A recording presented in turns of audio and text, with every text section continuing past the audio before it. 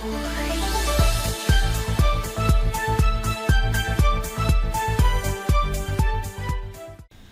শোনেনি কেউ, নিজের বাইকেই স্ত্রীর মরদেহ বেঁধে নেন স্বামী। দ্রুতগামী একটি ট্রাকের চাপায় স্ত্রী প্রাণ হারানোর পর সাহায্য চাইছিলেন স্বামী, কিন্তু তার আর্তনাদ যেন নজরে পড়েনি কারোরই। এক পর্যায়ে বাধ্য হয়ে নিজের মোটরসাইকেলেই স্ত্রীর মরদেহ বেঁধে রওনা হন ৩৫ বছর বয়সী ওই ব্যক্তি। ঘটনাটি ঘটেছে ভারতের নাগপুরে। ওই ব্যক্তির নাম অমিত যাদব। সামাজিক মাধ্যমেও এ ঘটনার হৃদয় বিদারক এক ভিডিও ভাইরাল হয়েছে। ওই ভিডিওতে দেখা যায় নাগপুর জব্বলপুর জাতীয় মহাসড়কে মোটরসাইকেলে নিজের স্ত্রীর মরদেহ বহন করে নিয়ে যাচ্ছেন অমিত। জানা গেছে ভিডিওটি পুলিশই ধারণ করেছে, যারা পরে ওই মোটরসাইকেলটিকে থামায়। গেল ৯ আগস্ট ঘটনাটি ঘটে।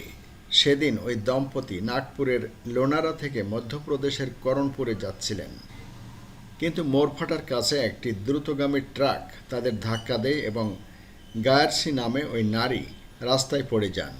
এ সময় ট্রাকটি না থেমে উল্টো তাকে চাপা দিয়ে পালিয়ে যায়।